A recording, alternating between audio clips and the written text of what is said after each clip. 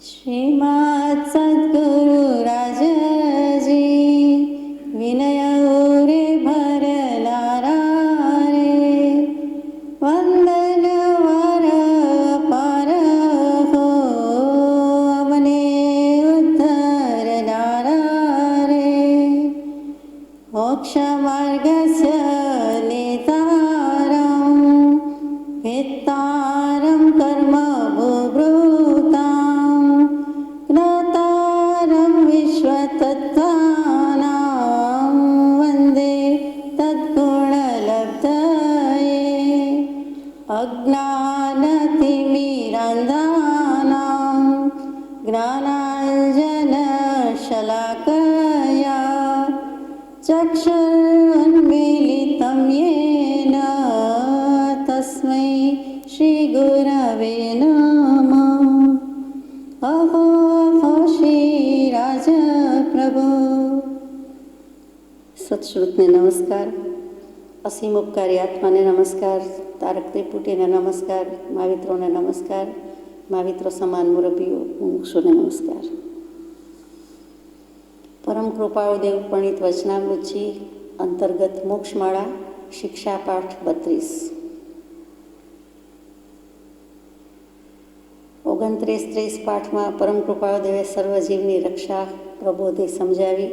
31મા પાઠમાં પ્રત્યાખ્યાનમાં પણ સર્વજીવની રક્ષા, સર્વજીવનું ઈચ્છો સુખ મહાવીરની શિક્ષા મુખ્ય, એ જ અનુસંધાન અને એના જ અનુસંધાનમાં કેવી રીતે થાય, વિનય શું, મોટો ગુણ કયો, વિનય વૈરાગ્ય કયા કયા ગુણ, આત્માના તો અનંત ગુણ, તો શિક્ષા પાઠ 32 વિનય વડે તત્વની સિદ્ધિ છે। મોક્ષમાળા બાળાવબોધની રીતે લખાયો છે, એને 16-17 વર્ષની વયે લખ્યો છે, પણ કૃપાળુદેવના જ્ઞાનમાં કોઈ ભેદ નથી, પરંતુ જીવોને સમજાય, બાળ જીવોને સમજાય, બાલાવબોધ શૈલીથી મુકાયું છે, એટલે કોઈક દૃષ્ટાંત આવે છે। આજે પણ દૃષ્ટાંતથી બોધ લેવાનો છે, તો આપણે સમજવાનો પ્રયાસ કરીએ। રાજગૃહી નગરીના રાજ્યાસન પર જ્યારે શ્રેણિક રાજા વિરાજમાન હતો ત્યારે તે નગરીમાં એક ચંડાળ રહેતો હતો। એક વખતે એ ચંડાળની સ્ત્રીને ગર્ભ રહ્યો ત્યારે તેને કેરી ખાવાની ઈચ્છા ઉત્પન્ન થઈ। તેણે તે લાવી આપમાં ચંડાળને કહ્યું, બધાને આજે જ પાકી કેરી ભાવતી હોય છે એવું નથી। એ જમાનામાં 2,500 વર્ષ પહેલાં પણ પાકી કેરીનું આમ્રવૃક્ષનો મહિમા હતો। રાયણ વૃક્ષ, આમ્રવૃક્ષ, બીજા કેટલાક વૃક્ષોનો મહિમા અનંતકાળથી છે। મોક્ષના ફળની સાથે સરખાવી શકાય એવું કાંઈ નથી, તેમ છતાં આ લોકનું ઉત્તમ ફળ જ્યારે મૂકવામાં આવે છે, તુલના કરવામાં આવે છે, ત્યાં તો કેરીને યાદ કરે છે। રાયણને સહકાર વાલા, રૂડો માસ વસંત ફળી રે, પંચકલ્યાણક પૂજામાં એ રાયણ અને સહકાર એટલે ત્યાં કોઓપરેશન નથી, મદદ નથી, સહાય નથી, ત્યાં સહકાર એટલે આમ્રવૃક્ષની વાત છે। આંબાને, કેરીના ઝાડને આંબો કહેવાય અને આંબાને એટલે કે આમ્રવૃક્ષને સહકાર કહેવાય, એનો પર્યાય શબ્દ છે, સંસ્કૃત ભાષાની વાત છે। તો આપણે વાત કરતા હતા કે કાં તો નાળિયેરી સાથે સરખાવાય ઉત્તમ ફળ, કાં તો પાકી કેરી સાથે। અહીંયા તો લૌકિક વાત છે, લૌકિક ભાવ છે। તો રાજગૃહી નગરી, શ્રેણિક મહારાજા, અને આપ જાણો છો કે રાજગૃહી તે રાજગૃહી તેની વાત છે। તો તે ચંડાળે કહ્યું કે આ કેરીનો વખત નથી, સિઝન નથી, એટલે મારો ઉપાય નથી, નહીં તો હું ગમે તેટલે ઊંચે હોય તો પણ ત્યાંથી મારી વિદ્યાના બળ વડે કરીને લાવી તારી ઈચ્છા સિદ્ધ કરું। ચંડાળણી એટલે કે ચંડાલ પત્નીએ કહ્યું, રાજાની મહારાણીના બાગમાં એક અકાળે કેરી દેનાર આંબો છે, તે પર અત્યારે કેરીઓ લચી રહી હશે, માટે ત્યાં જઈને એ કેરી લાવો। પોતાની સ્ત્રીની ઈચ્છા પૂરી પાડવા ચંડાળ તે બાગમાં ગયો। ગુપ્ત રીતે આંબા સમીપ જઈ મંત્ર ભણીને તેને નમાવ્યો અને કેરી લીધી। એની પાસે મંત્ર શક્તિ હતી એટલે ગુપ્ત રીતે ગયો, અદૃશ્ય રીતે ગયો। બીજા મંત્ર વડે કરીને તેને હતો તેમ કરી દીધો। પછી તે ઘેર આવ્યો અને તેની સ્ત્રીની ઈચ્છા માટે નિરંતર તે બાગમાં જઈ અને આ પ્રમાણે કરવા લાગ્યો, કેરી લાવવા લાગ્યો। એમાં એક દિવસ ફરતા ફરતા માળીની દૃષ્ટિ આંબા ભણી ગઈ કે કેરીઓની ચોરી થઈ ગયેલી જાણીને તેણે શ્રેણિક રાજા આગળ નમ્રતાપૂર્વક કહ્યું। શ્રેણિકની આજ્ઞાથી અભયકુમાર નામના બુદ્ધિશાળી પ્રધાને યુક્તિ વડે તે ચંડાળને શોધી કાઢ્યો। પોતે આગળ તેડાવી પૂછ્યું, એટલા બધા માણસો બાગમાં રહે છે, છતાં તું કેવી રીતે ચઢીને એ કેરી લઈ ગયો કે જે વાત કળવામાં પણ ન આવી? તે કહે, ચંડાળે કહ્યું, આપ મારો અપરાધ ક્ષમા કરજો. હું સાચું બોલી જાઉં છું કે મારી પાસે એક વિદ્યા છે, તેના યોગથી હું એ કેરીઓ લઈ શક્યો. અભયકુમારે કહ્યું કે મારાથી ક્ષમા ન થઈ શકે, પરંતુ મહારાજા શ્રેણિકને જો તું એ વિદ્યા આપે તો તેઓને એવી વિદ્યા લેવાનો અભિલાષ હોવાથી તારા ઉપકારના બદલામાં હું એ અપરાધ ક્ષમા કરાવી શકું. મંત્રી, અને એમાંય અભયકુમાર જેવા મંત્રી, બુદ્ધિનો ભંડાર, અને મંત્રી કહેતા જ મંત્ર જાણે તે, રહસ્ય જાણે તે. સેક્રેટરીનું બીજું નામ મંત્રી, મંત્રીને સેક્રેટરી કહીએ. સિક્રેટ જાણે, ધંધાના, નોકરીના જ્યાં સેક્રેટરી હોય તે બધાના તેનું નામ મંત્રી. આ રહસ્ય જાણે છે. તો અભયકુમાર બુદ્ધિનો ભંડાર છે અને કે મારાથી ન થાય, પણ મહારાજાને એક એક શબ્દ તોલી માપી જોખીને કૃપાળદેવે લખ્યો છે. મને કોઈ પડી નથી, પરવા નથી. અર્થાત અભયકુમારને વૈરાગ્ય એટલો જ હતો, જેટલી બુદ્ધિ એટલો વૈરાગ્ય હતો, પણ એ અભિલાષ શ્રેણિક મહારાજાને છે, તો એને માટે તું એ ક્ષમા કરી શકે અને તું એ વિદ્યા શીખવાડ. ચંડાળે એમ કરવાની હા કહી. પછી અભયકુમારે ચંડાળને શ્રેણિક રાજા જ્યાં સિંહાસન પર બેઠો હતો ત્યાં લાવીને સામો ઊભો રાખ્યો અને સઘળી વાત રાજાને કઈ બતાવી. એ વાતની રાજાએ હા કહી. ચંડાળે પછી સામા ઊભા રહી થરથર તે પગે તે શ્રેણિકને વિદ્યાનો બોધ આપવા માંડ્યો, પણ તે બોધ લાગ્યો નહીં. એક તો ઊભા ઊભા શીખડાવે છે, એમાં થરથરતા પગે છે, ધ્રુજતા પગે છે કે સામે રાજા છે, સિંહાસન છે, અને સિંહાસન આરૂઢ શ્રેણિક મહારાજા સામે કહેવું એટલે જેવી તેવી વાત નથી. અને ત્યાં પાછું ઊભા ઊભા કહે છે, જલ્દી જલ્દી નર્વસ થઈ ગયો હોય અને કહેવાનું હોય તે રીતે બોધ આપવા માંડ્યો, પણ તે બોધ લાગ્યો નહીં.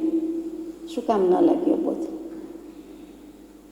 ચંડાલને તો બરોબર છે કે ધ્રુજે છે, થરથર કાંપે છે, બીક લાગે છે, ડર લાગે છે, પણ શ્રેણિક રાજાને શું વાંધો હતો? એને તો વિદ્યા આપવામાં કોઈ કસૂર રાખી નથી, તો શ્રેણિકને ગ્રહણ કરવામાં, રાજાને ગ્રહણ કરવામાં શું વાંધો હોય? તો ત્યાં ઉદયરત્ન મુનિની સજા યાદ આવી જાય.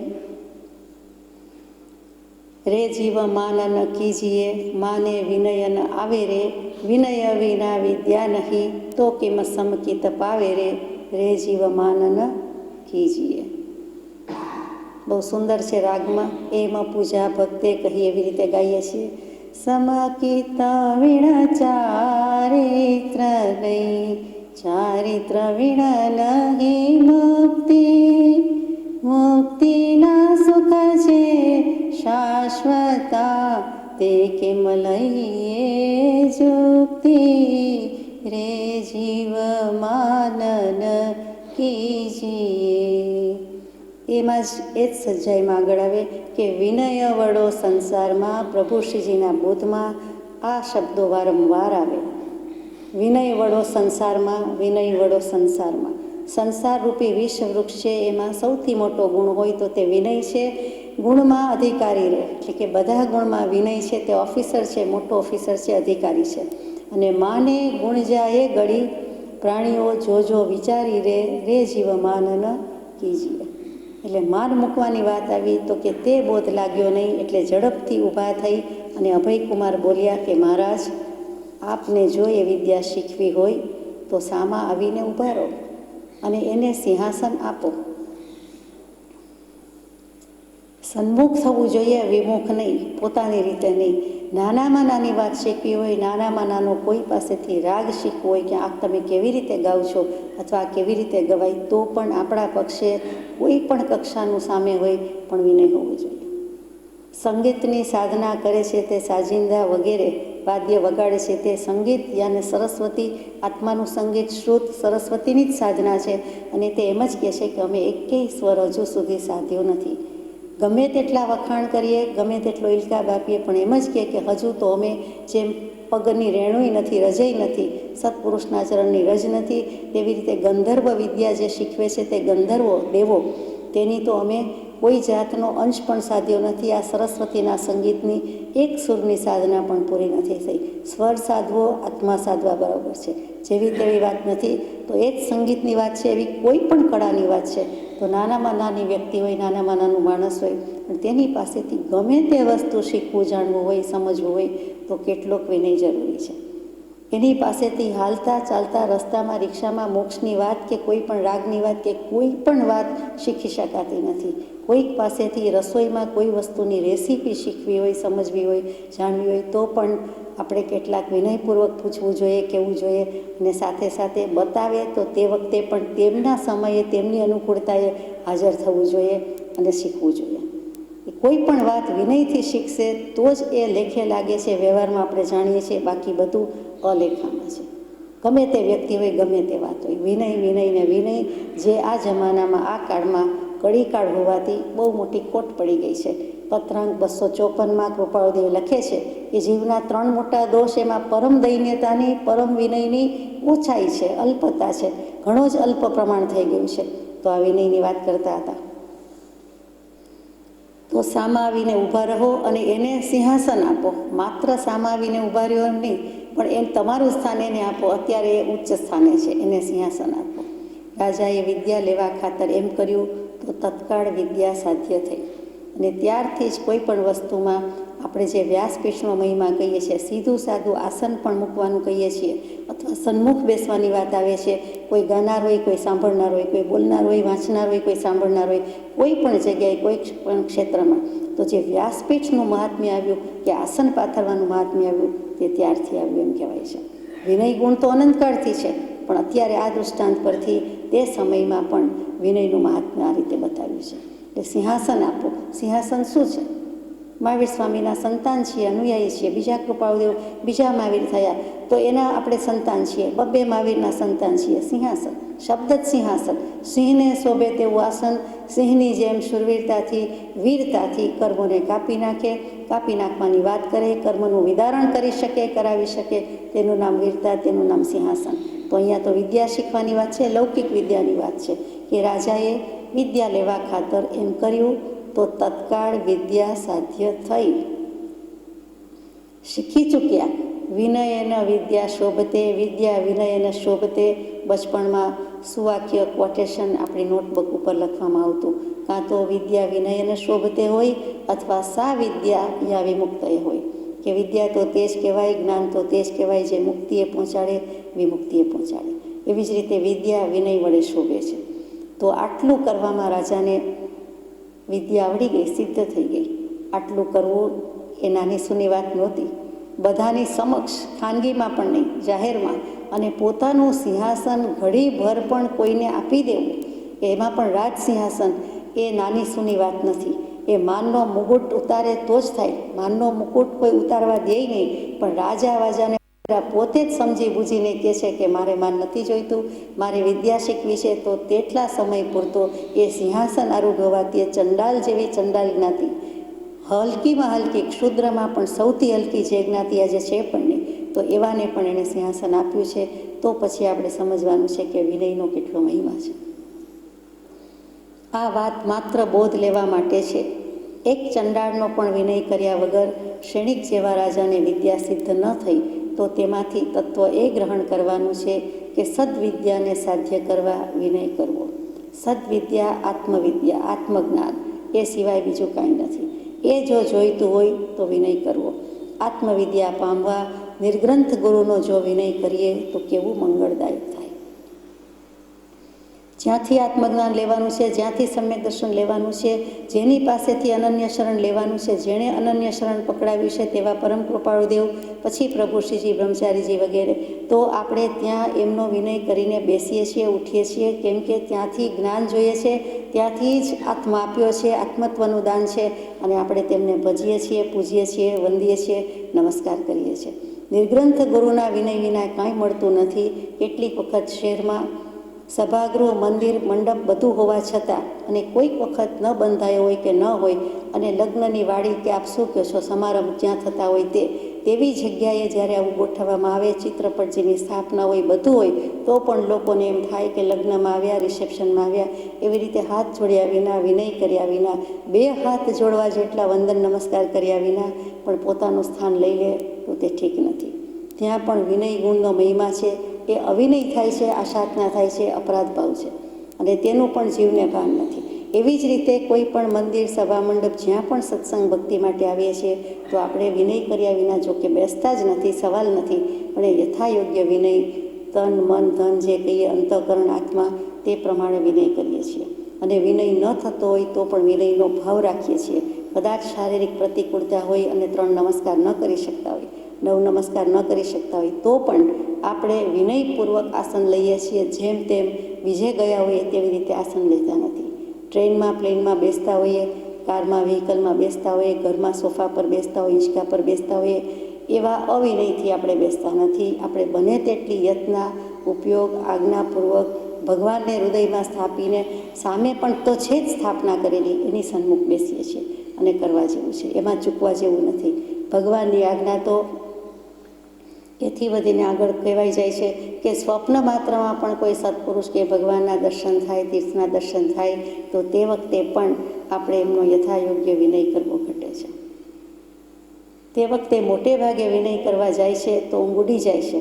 એટલે રીતસર સાષ્ટાંગ પ્રણામ કે 3 પંચાંગ પ્રણામ ન થાય તો કાંઈ નહીં, એક વંદન ન થાય તો કાંઈ નહીં. ઊંઘમાં ને ઊંઘમાં, સૂતા સૂતા, સ્વપ્ન અવસ્થામાં પણ જો 2 હાથ જોડાઈ જાય તો એ જીવનું કલ્યાણ છે. કેમ કે એને તે વખતે એટલું ભાન છે કે સામે સત્પુરુષ છે અથવા તો પરમ પુરુષ છે અથવા કોઈ પણ ભગવાન છે, તીર્થ છે અને પ્રતિમાજી છે એટલે ભગવાન જ છે અને હું એમની સમક્ષ હાથ જોડું છું. તો એ વખતે એનામાં શું છે, હું કંઈ નથી અને સામે છે તે સર્વજ્ઞ કે ભગવાન કે સદગુરુદેવ છે. એટલે ત્યાં એને તરત જ માર્ગની પ્રાપ્તિ થઈ જાય એવો ભાવ આવે, અપૂર્વ સ્વભાવનું ભાન પણ થઈ જાય. સમ્યક દર્શનનું નિમિત્ત કાંઈ નહીં ને જાગૃત અવસ્થામાં નહીં તો સ્વપ્ન અવસ્થામાં પણ થાય. એટલી એને પ્રતીતિ છે કે પોતે શું છે, પોતાની નિર્માલ્યતા લાગે છે કે ભલે આત્મા છું, અનંત શક્તિનો ધણી છું, પણ મારી સામે કોણ છે અત્યારે એમના જ્ઞાન પાસે, હું ક્ષુદ્ર છું, તુચ્છ છું, પામર છું, માટે મારા નમસ્કાર છે. તો એ વખતે માત્ર હાથ જોડાઈ જાય, કોઈ ભાવ ન થાય તો એ કાંઈ નહીં. એને અંતઃકરણમાં આવા કોઈક ભાવ વેદાઈ જાય છે, એનું કલ્યાણ થઈ જાય છે. તો આત્મવિદ્યા પામવા નિર્ગ્રંથ ગુરુનો જો વિનય કરીએ તો કેવું મંગળદાયક થાય. મંગળ શું? મંગળ ગ્રહને તો કોઈ યાદ કરવાનો જ નથી. 9 ગ્રહમાં નામ છે, બરાબર છે. મંગળ કહેતા મામ ગાલયતી એટલે કે મકારને ગાળી નાખે છે અને મમકારને ગાળી નાખે છે. એટલે કે મારાપણું છે, મમત્વ ભાવ છે. મકાર, માંસ, મદિરા, મધ, માખણ એ મકાર અને મદ ઉપરથી મદિરા, એ મનો તો નાશ થાય છે, સાથે સાથે મારું કલ્યાણ કરી નાખે છે. એટલે કે મામ ગાલયતી, મારાપણાની ભાવના જતી રહે છે.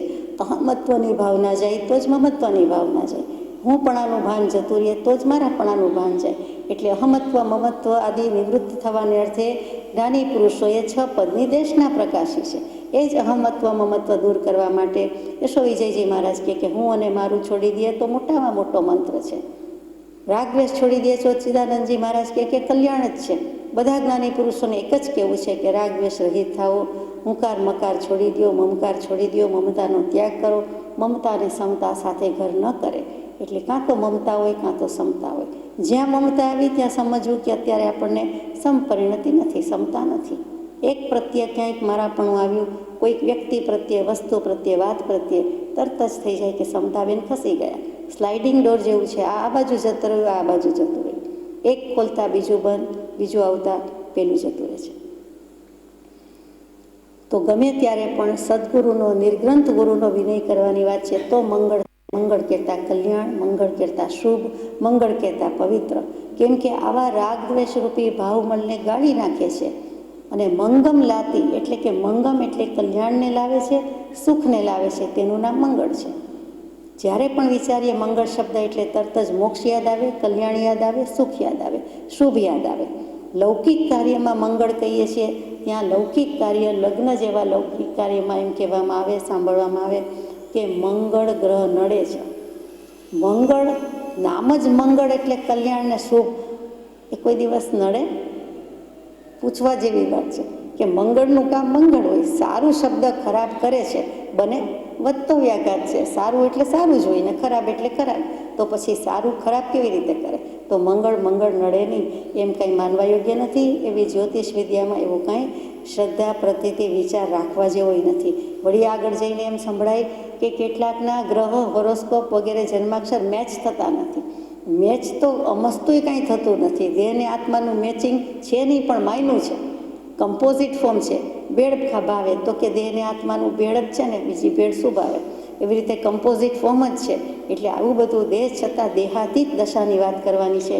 એમ મંગળ કહેતા અલૌકિક જે છે, ખરું મંગળ છે, મોક્ષ સુખ છે, એની વાત ગમે છે. બાકી આપણને આ મંગળમાં રસ નથી. બીજા કારણ હોય, બીજા ફેક્ટર્સ હોય, બંને જીવના સામસામા લેણ દેણ શરૂ ન થતા હોય, હજુ ઋણાનુબંધ શરૂ ન થતા હોય એટલે ન બને. અને શરૂ થયા પછી પણ પૂરા થઈ જાય, વહેલા પૂરા થઈ જાય એમ આપણને લાગે, પણ ખરેખર એટલા સમય પૂરતા જ હોય તો પૂરા થઈ જાય છે. જેમ આયુષ્ય પૂરું થાય છે ને લેણ દેણ પૂરું થઈ જાય છે, એ સમજીએ છીએ, એ નક્કર સત્ય છે, વાસ્તવિકતા છે. નગ્ન સત્યનો સ્વીકાર છે કે આમ જ છે.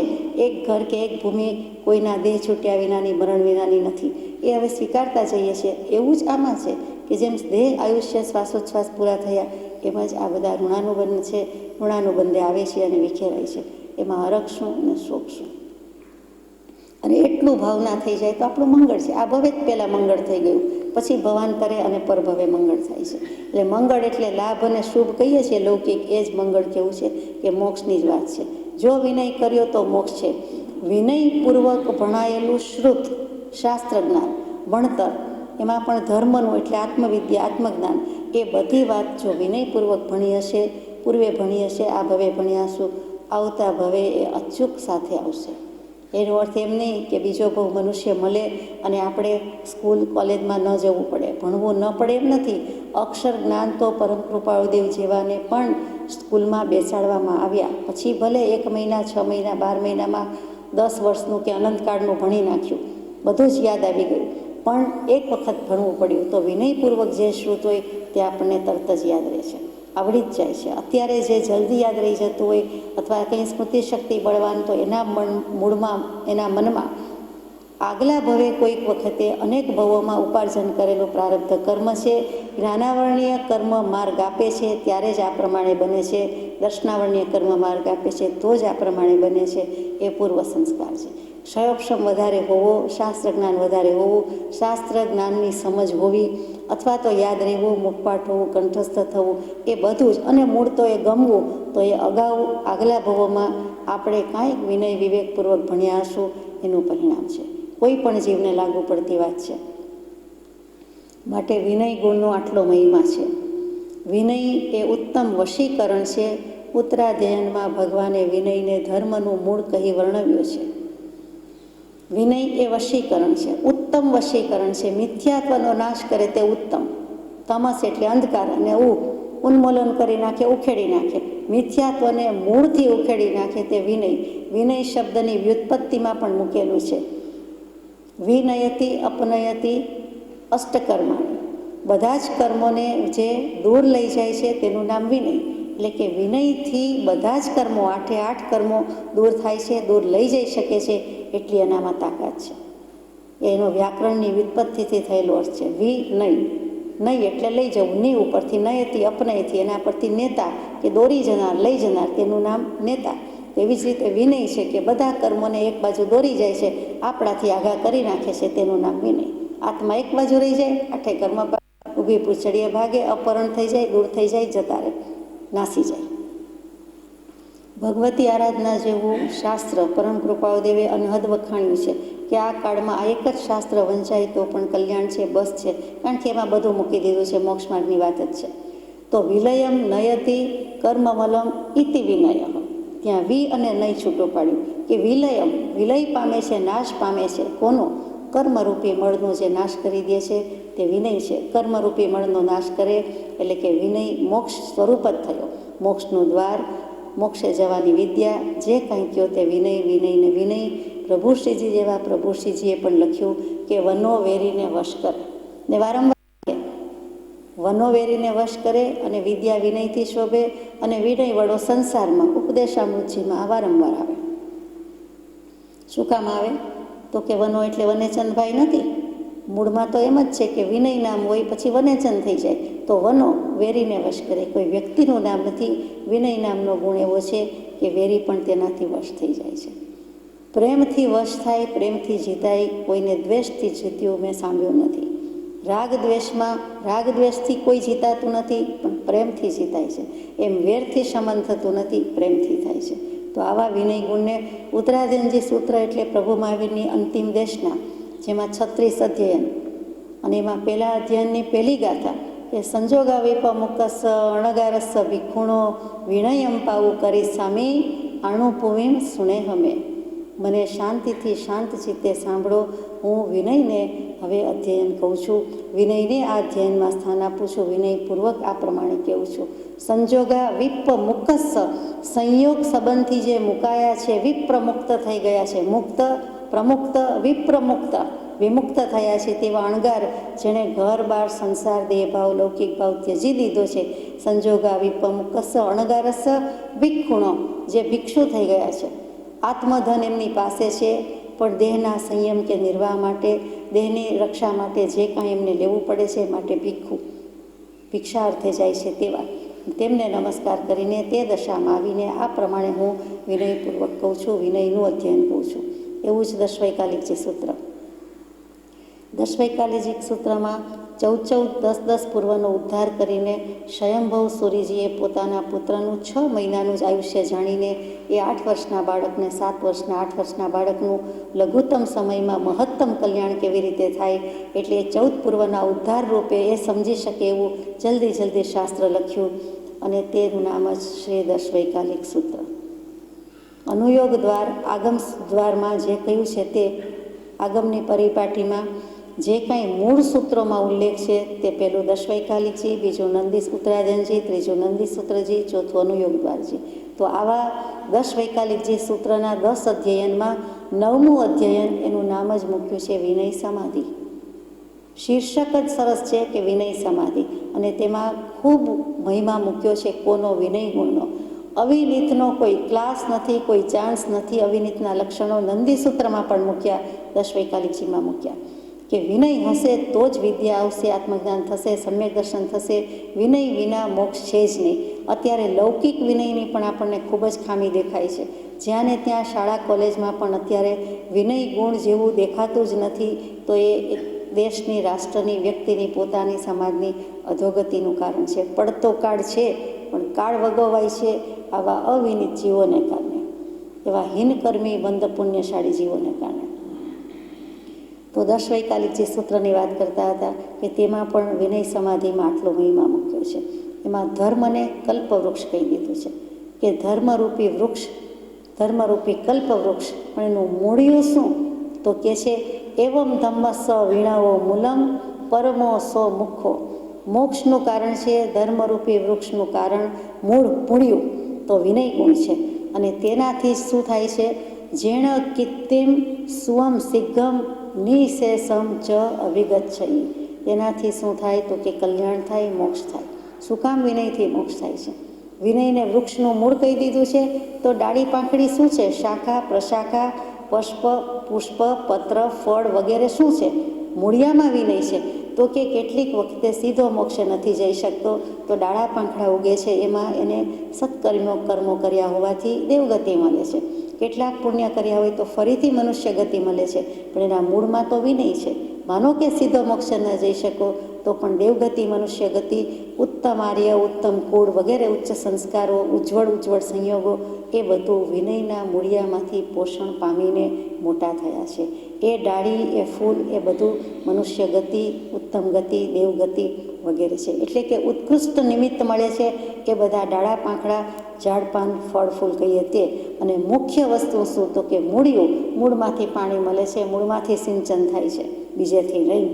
મૂળ પોતાનું ગમે તેટલું પ્રસારણ કરે છે. આત્મપ્રદેશો વિસ્તારીને જમીનમાંથી માઇલોના માઇલો સુધી વિસ્તરીને પણ પોષણ કરે છે, વૃક્ષને પોષે છે.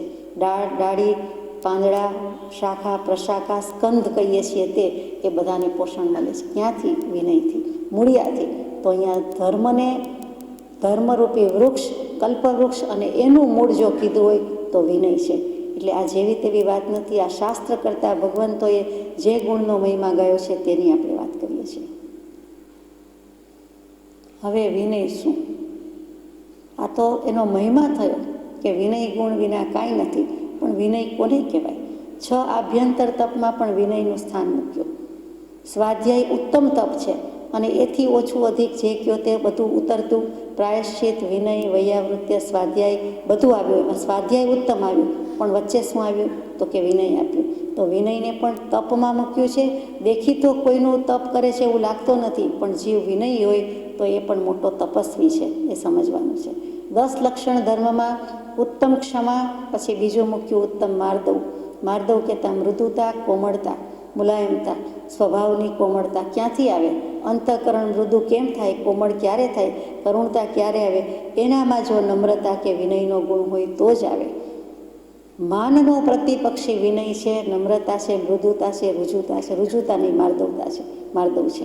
એટલે ત્યાં બીજો ધર્મ 10 લક્ષણ ધર્મમાં બીજું સ્થાન આપ્યું છે. આત્મસિદ્ધિ શાસ્ત્રમાં તો વિનયનો મહિમા કીધો જ છે. એટલું જ નહીં, પણ તીર્થંકર પદની કારણ ભાવના જે 16 મૂકી છે શાસ્ત્રોમાં, તેમાં પણ બીજી ભાવના વિનય સંપન્નતા છે. પહેલી દર્શન વિશુદ્ધિ કહી. સમ્યક દર્શનને શુદ્ધ વિશુદ્ધ કરવું હોય તો દર્શન વિશુદ્ધિ ભાવના કહી. પ્રાપ્તિ માટે પણ જોઈએ છે, વધારે વિશુદ્ધ કરવા માટે જોઈએ છે. બીજો ગુણ શું? બીજી ભાવના શું તો કે વિનય સંપન્નતા. પછી શીલ, વ્રતેશુ, અનતિચાર, અભિક્ષણ, જ્ઞાનોપયોગ વગેરે વગેરે 16 કારણ ભાવના છે.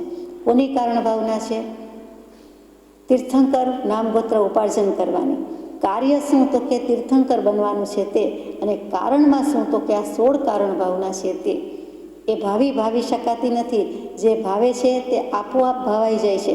એમ પ્લાન કરીને, આયોજન કરીને હવે હું ધ્યાન કરું, હવે હું આવી ભાવના ભાવું જેથી તીર્થંકર બનું, તો તેમ થતું નથી. સવી જીવ કરું શાસન રસી, એસી ભાવ દયામાં ન ઉલ્લસી. એવી પોતાનું કલ્યાણ પહેલાં થાય છે, પોતાને આત્મજ્ઞાન, આત્મદર્શન થાય છે, પછી બીજા જીવોને પણ શાસનમાં રસ લેતા કરવું, પોતાના આત્મા પર જ શાસન જમાવી શકે, પોતાના આત્માનું સ્વતંત્ર સામ્રાજ્ય અને એનો અધિકારી અથવા ભોગતા થઈ શકે એવું જે કંઈ જેમાં દાન પ્રદાન કરવામાં આવે તે ભાવના, તે તીર્થંકર કારણ ભાવના. આપણે 20 સ્થાનક પદની ઓળી કરીએ છીએ, સાંભળ્યું છે. 20 સ્થાનક પદની પૂજા આવે છે. એ 20 સ્થાનકમાં પણ એક સ્થાનક તે વિનયનું છે. એ વિનય નથી તો કાંઈ નથી. ફરી વિનય પર જ લઈ જાય છે. તો વિનય સંપન્નતા ભાવના, એનો પણ એટલો જ મહિમા. એક ભાવના ભાવવી પડે એવું નથી. વૈરાગ્યની 12 ભાવના, પાયાની 4 ભાવના, તીર્થંકર નામ કર્મની 16 કારણ ભાવના, અને બધી ભાવનામાંથી એક જ ભાવના ભાવે તો પણ જીવ કલ્યાણ કરી જાય છે, મોક્ષે જાય છે. આ બધી ભાવનાનો સાર શેમાં આપ્યો? આપણે પાયાની 4 ભાવનાના નામ પણ ભૂલી જઈએ તો ભાવના ભાવવાનું ક્યાં વાત આવે? મૈત્રી ભાવના, પ્રમોદ ભાવના, કારુણ્ય ભાવના, માધ્યસ્થ્ય ભાવના. વૈરાગ્યની 12 ભાવના તે અનિત્ય, અશરણ, સંસાર, એકત્વ, અને પછી અશુચિ, આશ્રવ, સંવર, નિજરા, લોક, બોધિ દુર્લભ, ધર્મ દુર્લભ, એ 12 ભાવના વૈરાગ્યની કહેવાય. અને પછી તીર્થંકર નામ કર્મ પ્રકૃતિની 16 કારણ ભાવના કહેવાય. અને એથી પણ અધિક શાસ્ત્રોમાં આત્મજાગૃતિની, સમ્યક્ત્વ પરાક્રમની 84 ભાવના પણ આવે છે. સમ્યક્ત્વ પરાક્રમના 73 બોલ અને આત્મજાગૃતિની 84 ભાવના. આ બધી ભાવના યાદ રહે ન રહે, સમજાય ન સમજાય, તો પરમ કૃપાળુદેવે પરમ કૃપા કરીને કહ્યું કે એક જ ભાવના ભાવવાની છે. આત્મ ભાવના ભાવતા જીવ લહે કેવળ જ્ઞાન રહે.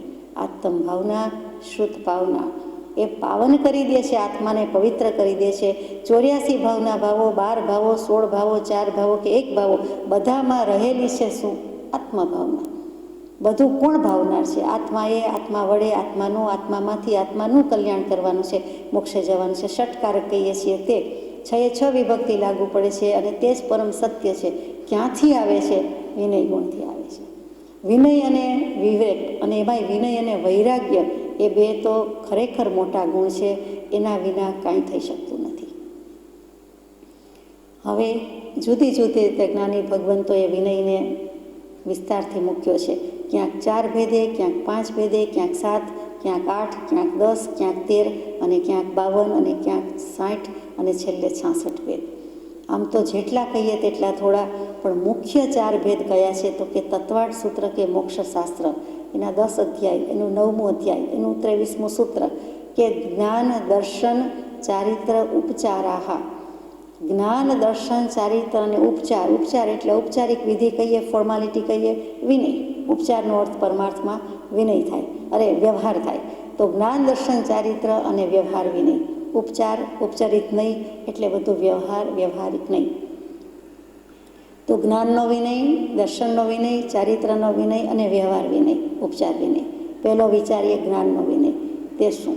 ના એટલે જાણવું. જાણવાનું જે પદાર્થ થઈ, જે વસ્તુ થઈ, જે જ્ઞાન થયું, એમાં શું વિનય આવે, કેવી રીતે આવે? તો કે જ્ઞાન પ્રાપ્ત કરવું છે જ્યાંથી, તે જ્ઞાનીનો વિનય, પરમ કૃપાળુ દેવનો વિનય, સત્પુરુષનો વિનય, સતદેવનો વિનય, સદગુરુનો વિનય. જ્ઞાન જેમાં જડ રૂપે પણ આલેખવામાં આવ્યું છે, જે અક્ષર શબ્દ છે, જે વચનામૃતજી વગેરે છે, શાસ્ત્રો છે, તો એ પણ જ્ઞાન છે, સત્શાસ્ત્ર છે. એ બધા જ જ્ઞાનનો વિનય કરવાનો કયો. મતિ જ્ઞાન, શ્રુત જ્ઞાન, અવધિ જ્ઞાન, મનોપર્યોગ જ્ઞાન, કેવળ જ્ઞાન, 5 પ્રકારના જ્ઞાનનો વિનય કયો. જ્ઞાનીનો તો કરવાનો જ છે, જ્ઞાનનો પણ વિનય છે.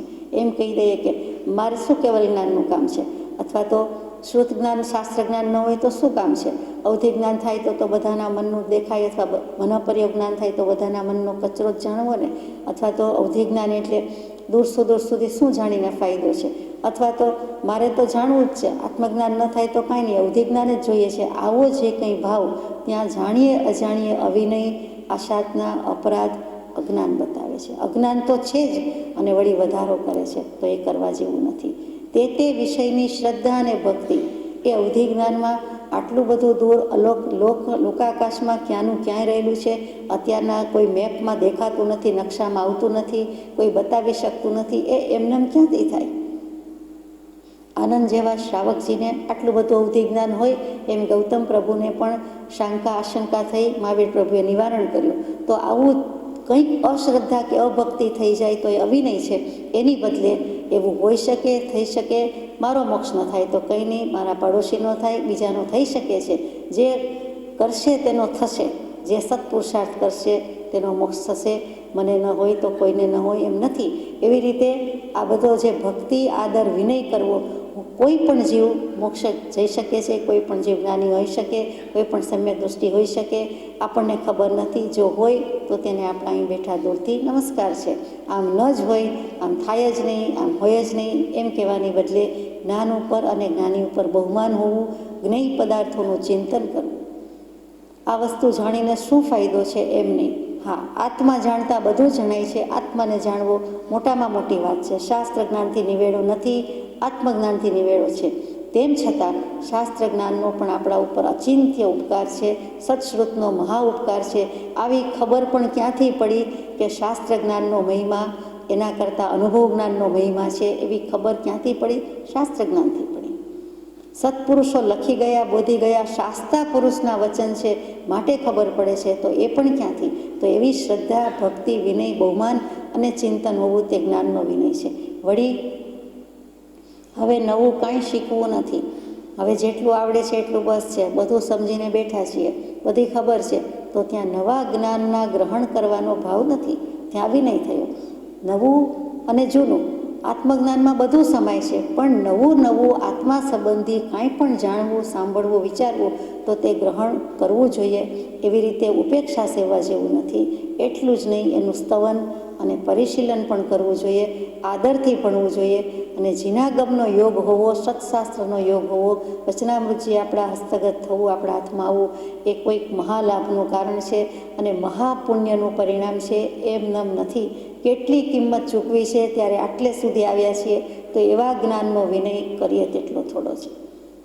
એવી જ રીતે દર્શન વિનય છે કે તત્વ મૂકેલું છે, અર્થ મૂકેલા છે, તો તત્વભૂત અર્થની શ્રદ્ધા રાખવા જેવી છે. સંવેગ, નિર્વેદ, અનુકંપા અને આસ્થા સમ્યક દશાના 5 લક્ષણો છે. એનાથી આપણા આત્માને વાસિત, ભૂષિત કરવાનું છે કે આ લક્ષણો પુસ્તકમાં રહ્યા છે, વાંચ્યા છે એમ નહીં, સત્પુરુષમાં હતા, આપણે પણ પ્રગટાવવાના છે. આપણા આત્મામાં પણ આ લક્ષણો રહેલા છે, આપણને તેના પ્રત્યે લક્ષ નથી, તો લક્ષ કરાવનાર કોઈ પણ છે, તેના પ્રત્યેનો વિનય તે દર્શન વિનય છે. તો જ સમ્યક દર્શન થશે. સમ્યક દૃષ્ટિ પ્રત્યે પણ આપણને આદર, બહુમાન, વિનય હશે તો આપણને સમ્યક દર્શન થશે, આત્મદર્શન થશે, આત્મજ્ઞાન થશે. સાચા દેવ, સાચા ગુરુ, સાચા ધર્મની આશાતનાનો ત્યાગ કરવાનો છે. આજ સુધી નથી થયું. ક્યાંક ને ક્યાંક આશાતના કરી છે, ક્યાંક ને ક્યાંક અવિનય કર્યો છે. આટલો જ ભૂલ છે, આટલો જ આપણો દોષ છે, બીજો નથી. તો તો જ સમ્યક દર્શનની પ્રાપ્તિ છે. એટલું જ નહીં, સમ્યક દર્શન થાય તો જ આ મનુષ્ય જન્મનું સાર્થક્ય છે એવો ભાવ હોવો એ પણ દર્શનનો વિનય છે. હવે આ ભવે કાંઈ થયું નહીં, થવાનું નથી, કાંઈ નહીં, ક્યારેક તો ઠેકાણે પડશું, તડકેથી છાંયે તો આવ્યા, પ્રભુશ્રીજીએ કીધું છે, એમ કરીને અમીનો ઓટકાર સંતોષની સીમા આવી જાય તો કામ ન આવે. આત્મજ્ઞાન કે સમ્યક દર્શન વિના જવું નથી, તો જ મનુષ્ય જન્મ સાર્થક છે એવો ભાવ, એવી શ્રદ્ધા, એવી પ્રતીતિ એ પણ દર્શન વિનય છે. અને જો નથી તો અવિનય છે. અને ભેદ વિજ્ઞાનનો અનુભવ કરીને જવું, ત્રિપદી કૃપાળુ દેવે આપણને આપી છે. મહાવીર દેવે ગૌતમ પ્રભુને આપી છે સમ્યક દર્શન, જ્ઞાન, ચારિત્ર, ઉત્પાદ, વ્યય, દ્રવ્ય. તો કૃપાળુ દેવે આપણને લખીને ગયા કે એનો ઉપયોગ અનુભવવો, 3 પદનો ઉપયોગ અનુભવવો, પડે સમયે, કાર્યે, ક્ષણે, પ્રસંગે. એ ધ્રુવતા, નિત્યતાનો લક્ષ પરમ કૃપાળુ દેવે કરાવ્યો જ છે, જે મહાવીર દેવે કરાવ્યો છે. તો આવો બધો લક્ષ હોવો તે દર્શન વિનય છે. અને એના પ્રત્યે પ્રીતિ હોવી, આદર, બહુમાન, વિનય, પ્રીતિ. ત્યાર પછી ચારિત્ર વિનય કયો કે 5 પ્રકારના ચારિત્રની શ્રદ્ધા હોવી જોઈએ. ચારિત્રનું શું કામ છે? ચારિત્ર એટલે માત્ર દીક્ષા નહીં, માત્ર સર્વસંગ પરિત્યાગ નહીં, માત્ર સંયમ નહીં. ચારિત્ર કહેતા આચરણ, તો પહેલાં તો પોતાનું આચરણ. ચારિત્ર કેવી રીતે પ્રગટે? સામાયિક ચારિત્ર પણ 11 પ્રકૃતિ ખપાવ્યા સિવાય આવી શકતું નથી. સામાયિક ચારિત્ર, સામાયિક વ્રત છે, અનુષ્ઠાન છે. એવી જ રીતે ચારિત્રમાં મૂક્યું છે પહેલું સામાયિક ચારિત્ર. દીક્ષા લે છે ત્યારે આજીવન પચખાણ કરે છે, તે આજીવન સામાયિક વ્રતના પચખાણ છે. તો એ આપણે સમજી શકીએ છીએ. અને કેટલો ઉત્કૃષ્ટ વૈરાગ્ય હોય કે તે સમયમાં દીક્ષા લીધી નથી કે મનઃપર્યોજ્ઞાન ઉત્પન્ન થયું નથી. કેમ કે વૈરાગ્યની ઉત્કૃષ્ટ હદ હોય તો ત્યાં છે. જે સમયે સર્વસંગ પરિત્યાગ કરે છે, રજોહરણ હાથમાં લે છે અને આજીવન સામાયિક વ્રતના પચખાણ કરે છે, ત્યારે મનઃપર્યોજ્ઞાન ઉત્પન્ન થતું જ થતું. આજે નથી. આજે એવો વૈરાગ્ય નથી, આજે એવું સમ્યક દર્શન નથી, વગેરે. જો સમ્યક દર્શન હોય અને પછી દીક્ષા લીધી હોય તો વાત જુદી છે. સમ્યક દર્શન પછી જ દીક્ષાની આજ્ઞા છે. મોક્ષની દિશાનું જેને ભાન છે, માર્ગે જવાની દિશાનું ભાન છે, તે જ દશા પ્રગટાવી શકે છે, બાકી નહીં. આખી વસ્તુ જ બદલાઈ ગયેલી લાગે છે. તો પહેલું સામાયિક ચારિત્ર, પછી સૂક્ષ્મ પરિહાર, સૂક્ષ્મ સંપ્રાય, કષાયનો ક્ષય કરે તે ચારિત્ર, પછી છેદોપસ્થાપનીય ચારિત્ર, યથાખ્યાત ચારિત્ર. 5 ચારિત્ર. છેલ્લું કેવલ જ્ઞાનવાળું તે યથાખ્યાત ચારિત્ર કહ્યું. વચ્ચે રહી ગયું તે પરિહાર વિશુદ્ધ કહ્યું. તો આ 5 ચારિત્રની શ્રદ્ધા હવે પછી થઈ રહેશે, હોઈ શકે છે એમ નહીં. પુરુષાર્થ મંદ કરતા નથી, મોડો પાડતા નથી.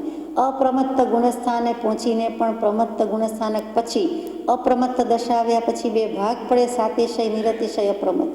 તો સાતિશય અપ્રમત્ત છે તે શ્રેણી માંડવાનો પુરુષાર્થ પણ કરે છે, 8મીથી 13મી જવાનો પુરુષાર્થ કરે છે, જરૂર કરે છે.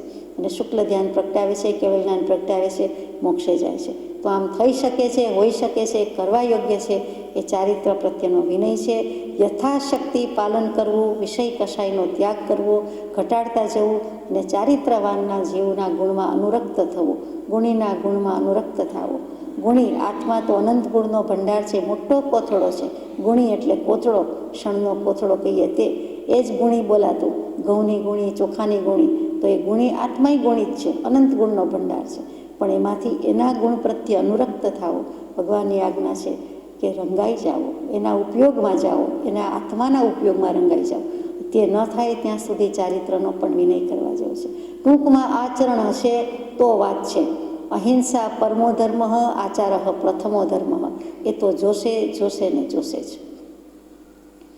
પછી ચોથું મૂક્યું છે ઉપચાર વિનય, કે સમ્યક દર્શન, જ્ઞાન, ચારિત્ર અને તપ એટલે કે મોક્ષમાર્ગ, એમાં પ્રવર્તા 5 પરમેષ્ઠી જીવો એટલે કે વંદો 5 પરમ ગુરુ. 5 પરમ ગુરુ એમના આત્માના ગુણોમાં અધિક ને અધિક સન્મુખ થવું, એમને માન આપવું, આદર કરવો, વિનય કરવો, બહુમાન કરવું. જો જીવતા જાગતા હોય તો એ સિદ્ધ પરમાત્મા તો નથી જ, પણ બીજા જે કોઈ છે, કોઈક વખત કેવલીની સભામાં, કોઈક વખત સમવસ્ત્રણમાં, તો કેવલી પ્રભુની સમક્ષ, ક્યાંક નિર્ગ્રંથ ગુરુની સમક્ષ, ક્યાંક આચાર્ય સમક્ષ, ક્યાંક ઉપાધ્યાય સમક્ષ, છેવટ મુનિ સમક્ષ, સાધુ સાધ્વી સમક્ષ આપણે ઉપસ્થિત થવાનું બન્યું જ હોય. અનંતકાળમાં અનેક વખત તેમાંના એક પણ હોઈ શકીએ. તો તે વખતે સામસામો પણ હાથ જોડવા ઊભા થવું, વિનય કરવો, આદર સત્કાર કરવો, સામા જવું, વંદન કરવું વગેરે અનિવાર્ય છે, જરૂરી છે. નહીં હોય તો સારું નહીં, અનિવાર્ય છે, ત્યાં ઉપચાર વિનય છે. તે પણામાં પણ ખરું, ઘરમાં વડીલો સાથે પણ ખરું, બધી જ જગ્યાએ આ ઉપચાર વિનયની તો જરૂર છે જ. ક્યાંય પણ હોઈએ તો પોતાનાથી 1 મિનિટ મોટા, ટ્વિન્સ હોઈને કદાચ થોડીક સેકન્ડ વહેલું જન્મ્યું હોય, મોટું તે મોટું, નાનું તે નાનું. એવી જ રીતે ઘરમાં પરિવારમાં મોટા અને નાના, તો નાનાનો મોટા પ્રત્યેનો વિનય એમાં કદી ચૂક ના આવી જોઈએ. ઘરમાં એકાદ વર્ષનો જ ફરક હોય એવા ભાઈ બહેન હોય કે ભાભી બહેન હોય કે જે કાંઈ સંબંધ હોય તે, તો એના પ્રત્યે પણ વિનય હોવો જ ઘટે. એને ઉચ્ચાસને બેસાડવા, એને સામા જવું, એનું વંદન કરવું, એને હાથ જોડવા.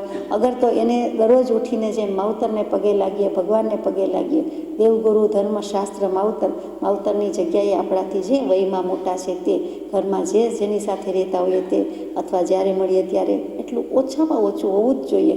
હોય જ છે એટલે વધુ કહેવાનું રહેતું નથી, પણ સમજવાનું છે. આચરણ મોટી વાત છે. બોલવું, બીજાને કહીએ પગે લાગ, મોટા આવ્યા, કાકા આવ્યા, મામા આવ્યા, બા આવ્યા, બાપુજી આવ્યા, આપણે લાગતા ન હોઈએ, બીજા લાગે, સીધી વાત છે. તો આ ઉપચાર વિનય છે. જ્યાં ત્યાં આ બધો વિનય જોઈએ છે. મોટી ખોટ પડી ગઈ છે, ખાટલે મોટી ખોટ અત્યારે આ સમયમાં છે, અને એટલે જ મોક્ષે ન જઈ શકાય એમ કદાચ કહેવાતું હશે. જગતમાં માન ન હોત તો મોક્ષ અહીં જ હોત. તો એવી રીતે વિનય ગુણ હોય તો મોક્ષ છે જ, અને વિનય ગુણ નથી તો મોક્ષ નથી, દેખીતી વાત છે.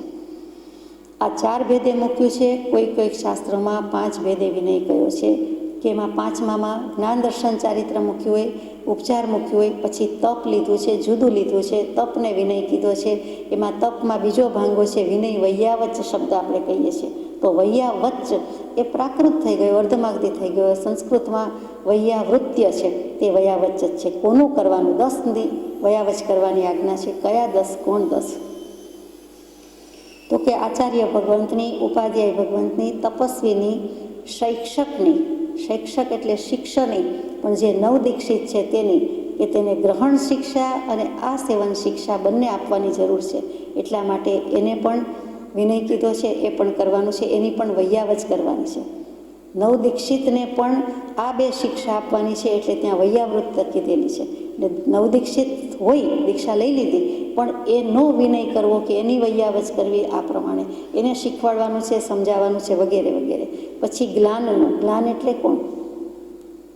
આપણે કોઈનું મુખ મ્લાન થઈ ગયું કહીએ, અથવા ગ્લાન થઈ ગયા, ગ્લાની પામ્યા, તો રોગી.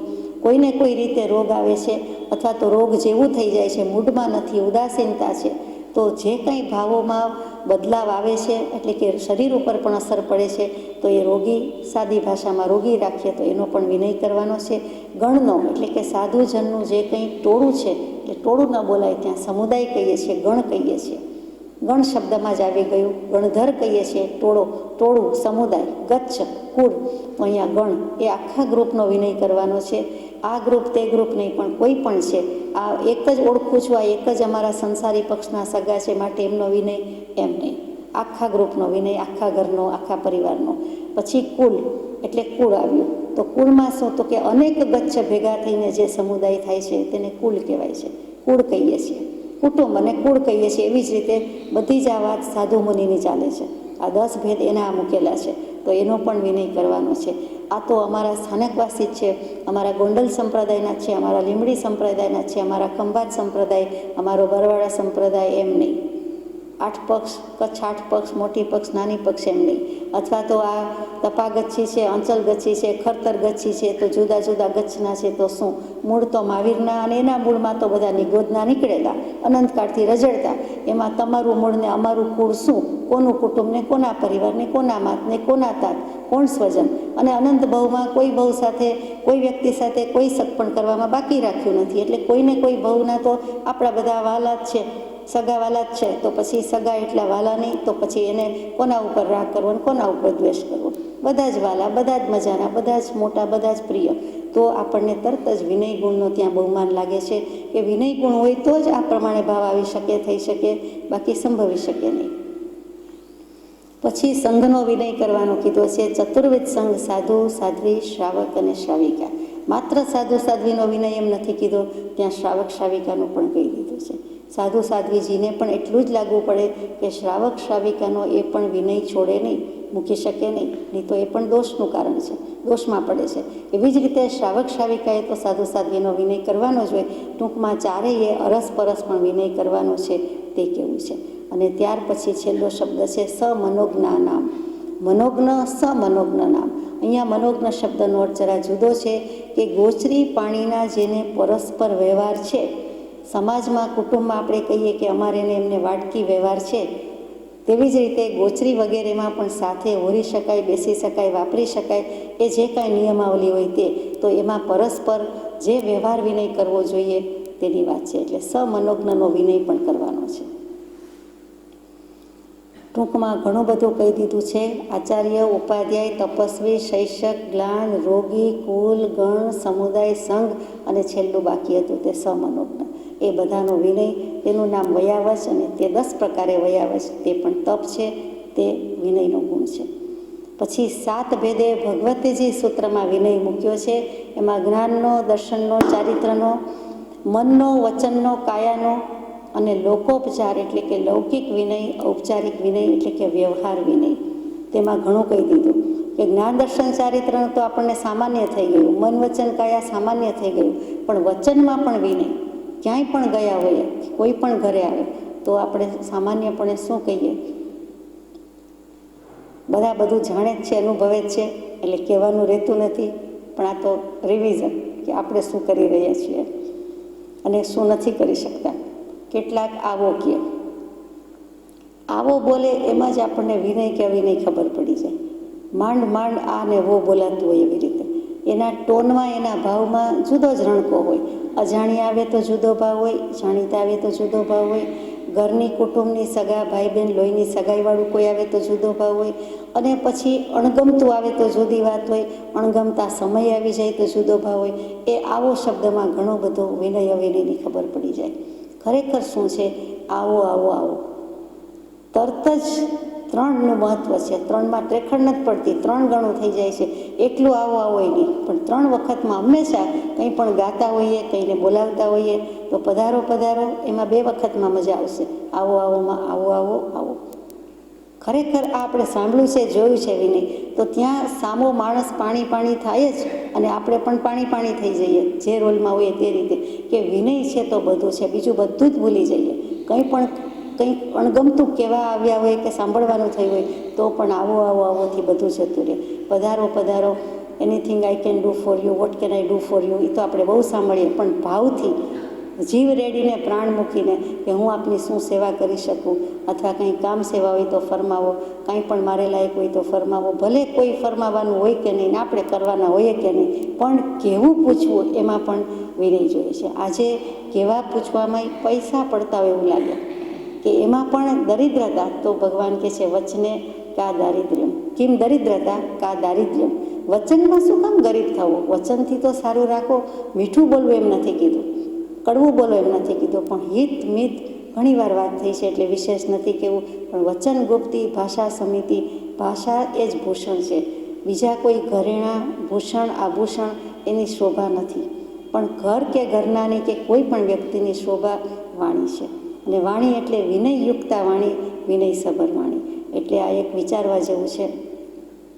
ઘણીવાર કહેતા સાંભળ્યા છે, કોઈ એકબીજાને 5 વર્ષનું બાળક હોય તો પણ આપ કહે, તમે ને તું તો લગભગ આવે જ નહીં. એ વિનય આપણે થોડો ઘણો પણ જોયો જાણ્યો છે. વડીલોએ, મુરબ્બીઓ તો એમાં જ વસ્યા રહ્યા છે, અમે કદાચ વધારે જોયું નથી, તેમ છતાં એ વિનય ગુણ છે. કે આપ શું કામ કહે છે? આપ કહેતા આત્મા, એટલે એને એનો આત્મા યાદ છે, આપણને આત્મા જુએ છે, આપણને આત્મા યાદ કરાવે છે. એટલે તરત જ કેટલાક વિભાવ પ્રભાવ ઓછા થઈ જાય. તરત જ આપણને જે અનિષ્ટ, અહિતકારી તો નહીં, પણ કંઈક કડવું કે આડુંઅવળું બોલવાનું હોય ત્યાં છેદ ઉડી જાય. તરત જ વિનયથી વશ થઈ જઈએ, આપણે થઈ જઈએ અથવા આપણે કરી શકીએ. એટલે તે મોટી વાત છે કે બધું ભૂલી જાય ત્યારે જ એ આપ શબ્દ નીકળે છે. ટેવ પડી ગઈ છે એમ નહીં. એ તમે ને તું તો કહેવાય જ નહીં. હિન્દી બહુ સારી ભાષા છે, આપ જ કહે, એમાં તુમ કયો એટલે આપણું અપમાન થઈ ગયું. તુમ બોલાય જ નહીં બને ત્યાં સુધી. તેવી જ રીતે ગુજરાતીમાં તું કહીએ એટલે તુકારો આવી ગયો. મા બાપ પણ પોતાના સંતાનને થોડાક મોટા થઈ જાય પછી ભાઈ અને બહેન કે તમેથી સંબોધન કરતા હોય તે વિનય આપણે માણ્યો છે, જોયો છે, સાંભળ્યો છે. હવે કરવાની વાત આવે છે તો આ બધી ખોટ પડી ગઈ છે એટલે કહેવાય જાય છે કે આ વિનય મોટી વાત છે.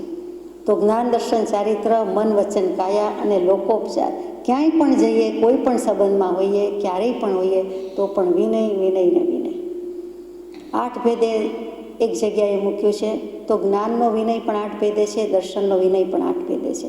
એમાં સમ્યક દર્શનનો વિનય કઈ રીતે છે તો કે રત્નત્રયરૂપી ધર્મ છે, સમ્યક દર્શન જ્ઞાન ચારિત્ર રૂપી ધર્મ છે, અરહંત આદિ દેવ ગુરુ છે અને ચૈત્ય એટલે કે પ્રતિમાજી, અગર તો ચિત્રપટજી અથવા તો સત્શાસ્ત્ર છે તો તે બધાની સમક્ષ વિનયપૂર્વક ઉઠવું, બેસવું, કરવું.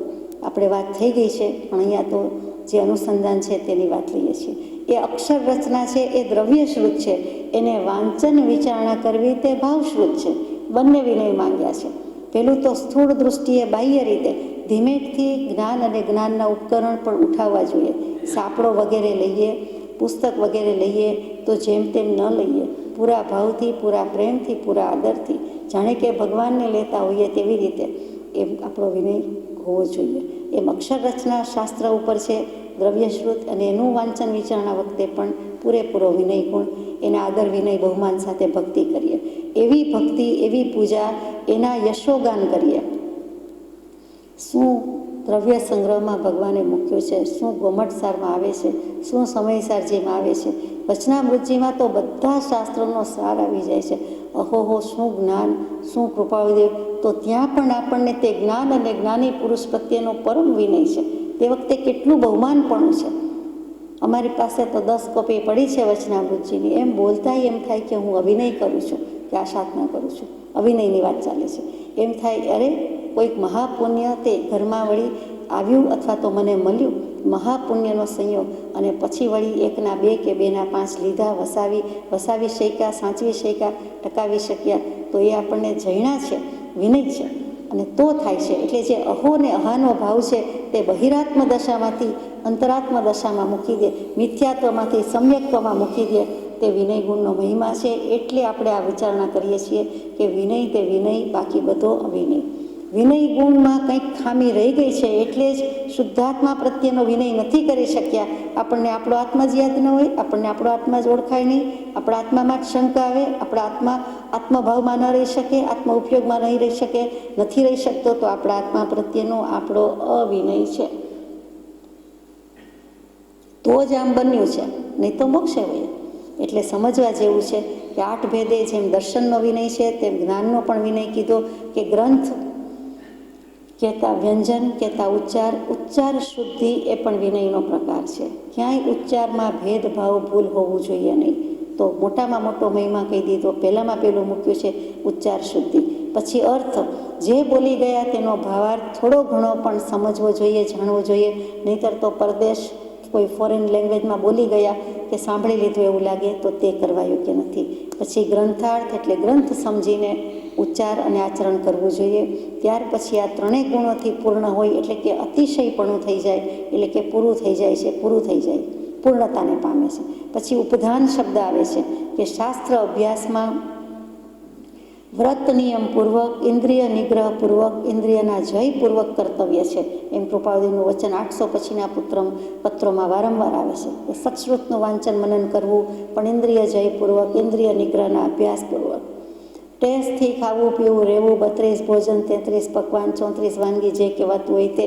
અને પછી આપણે કહીએ કે અમે તો હમણાં કોમટસારનું વાંચન શરૂ કર્યું છે, હમણાં વચનામૃતજી વાંચીએ છીએ, હમણાં દ્રવ્ય સંગ્રહ રોજ વાંચીએ છીએ. તો એમ ચાલે નહીં. કેટલાક વ્રત નિયમ કંઈક હોવા જોઈએ, પછખાણ હોવા જોઈએ, કંઈક ત્યાગ હોવો જોઈએ, એવી ભાવના સાથે ઉપદાન કહ્યું છે.